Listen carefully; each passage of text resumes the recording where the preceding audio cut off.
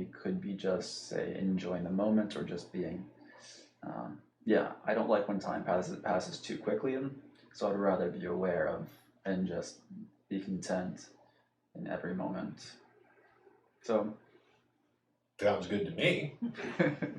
I think being content in every moment is a wonderful goal. Mm-hmm. And as you refine what this contentedness is, I mean, a lot of people would say, well, I'm content when I've got enough money in the bank. I'm content when I've got a relationship or 5 relationships or 15 relationships, or I'm content when I've got, a new car. Then I'm content. I'm content when fill in the blank. Mm-hmm. So the nature of what it is, what this contentment is, I think continues to be refined. Yeah, knowing that, you learn that your wants are insatiable. Once you do get that new car, you're like, cool, now I'm good. Once I do get married, now I'm good. Once I do, start making 100,000, 200,000, or even whatever it is, then I'll be content. And then you get there, it's nice for like half a second, but then you want more. Mm-hmm. It's like, oh, that didn't work out the way I thought it was. Mm-hmm. Right.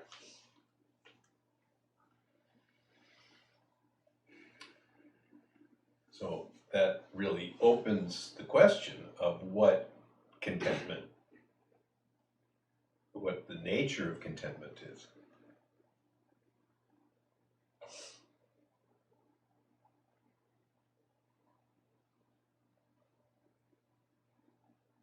Mm-hmm. And I think just stepping back and being aware of either clinging to something or pushing something away can distance you from actually being that craving or aversion. Mm-hmm. It's not always easy to implement, but I know it seems like once you start practicing, starting to like take that frame of mind, it does get easier. Mm-hmm. So this raises another interesting question about craving and desire. So we have, as human beings, we have desires for things. And there's no question that having a nice car is nice.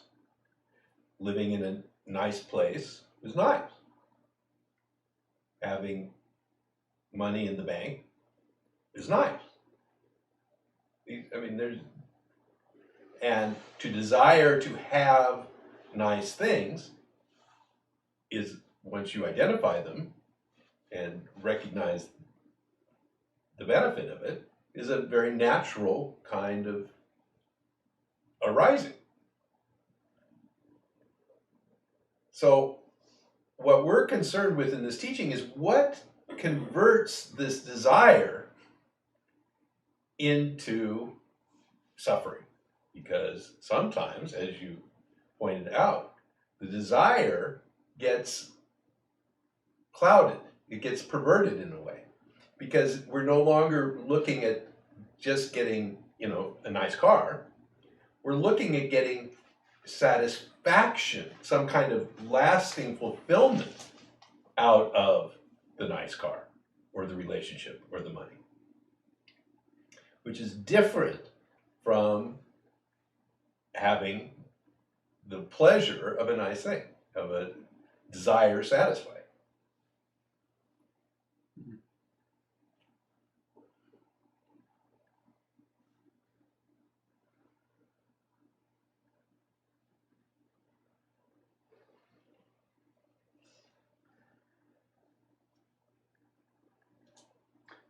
just trying to think how those are different. Desire versus satisfaction.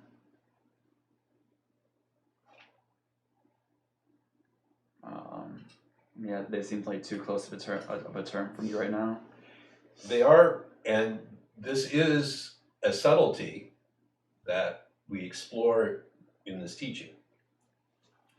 And the way we explore it is through a notion, an idea, concept, tool, of a thing I call the false sense of authorship. This is a sense that I am an independent entity. It happens that virtually every human being at around the age of 2 years old, this sense starts to arise that I am an independent entity. And as a result of this sense of being independent comes a sense of being disconnected. And that is, there's suffering attendant to this. You feel lonely, you feel disconnected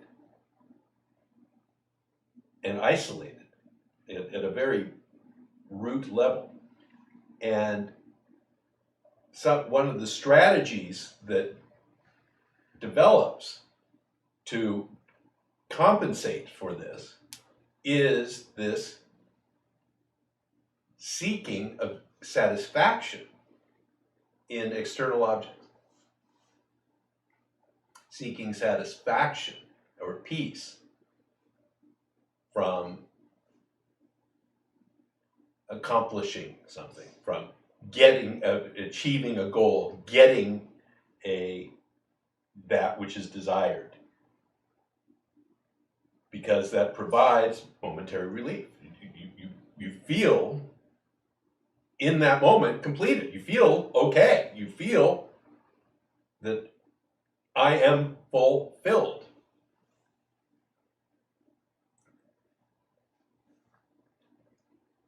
So that sets up a kind of an addiction, really, in which you need it more.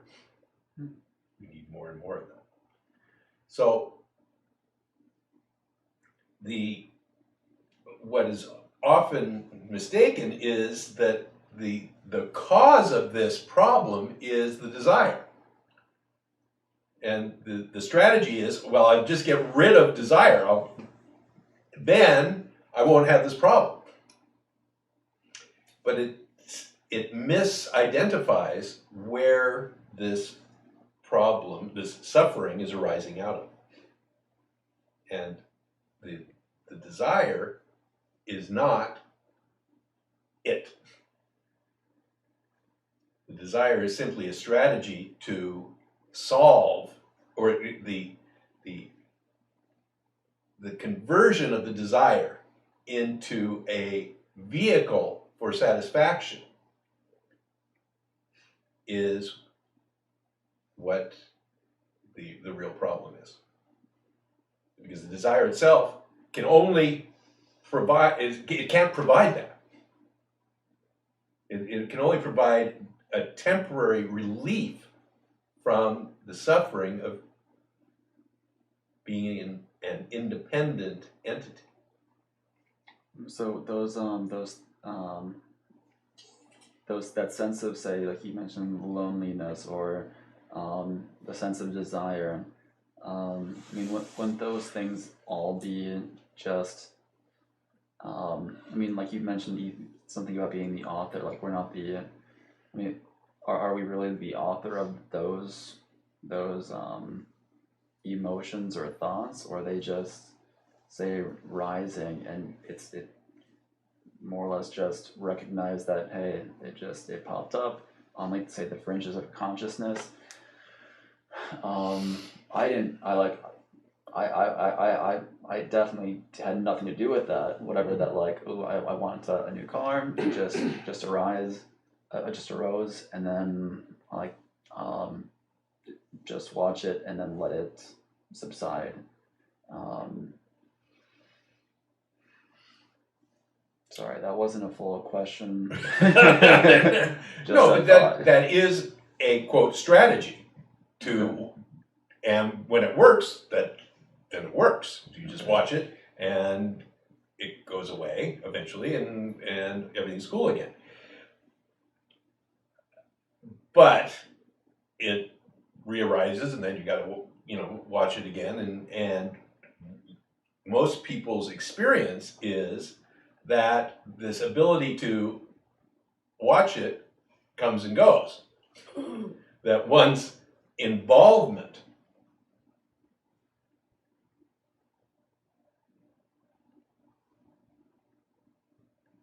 is not controllable. That one's ability to watch is not controllable. Sometimes you're given the gift of perspective, and other times you're not.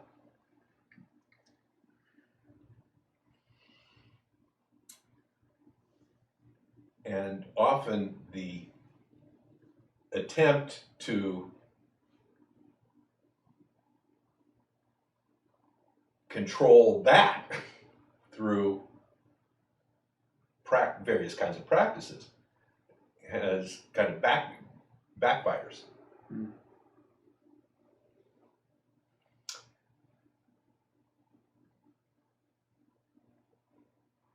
So here in this teaching, we're simply pointing to the fact that yes, you are sometimes given the ability to witness something and not be involved, and then it simply, quote, let it be. But other times you are involved. And this involvement is actually two-pronged. And you see, it is this sense of authorship which is so subtle, and it has been with you so long, and it has usurped your identity, such that when you think of yourself, that sense of authorship is woven into it. And you often can't recognize that it's there, that it's part of that personal awareness of this self-identity that includes that sense of authorship. So part of what we're pointing to here is A, that exists, and B, that it is woven in, and it is often very difficult to extract the two. So that there is involvement, there is personal involvement in which you are, quote, involved. You are doing it. There's a sense of being the one doing it that can exist without the sense that I am also responsible for it, that I'm authoring it. That can and sometimes does happen.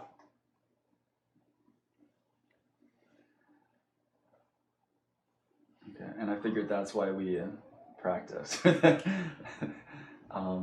then recognizing that, say, a thought occurred, and then that I thought is also, it also is a thought. It's the sense that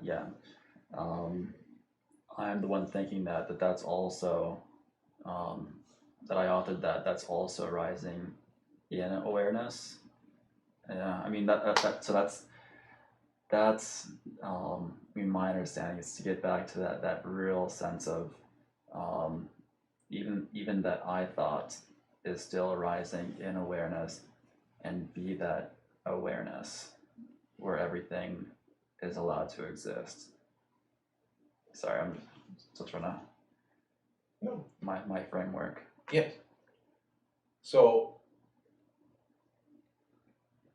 and I mean, when we conceptualize, That's structure and structure it. Yeah. You know, we have an inherent limitation in we're structuring that which is fluid.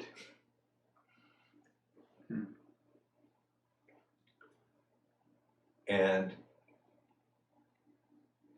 to structure it helps you in the beginning to identify what the properties are of this fluid thing to a degree. So the analogy is that we go to the river and we take a bucket of water out of the river and look at it to see what the river is. And you can identify, you look at this substance in the bucket and you can learn a lot about the river from it. But it's not the river. Mm-hmm. And it will only tell you so much about riverness.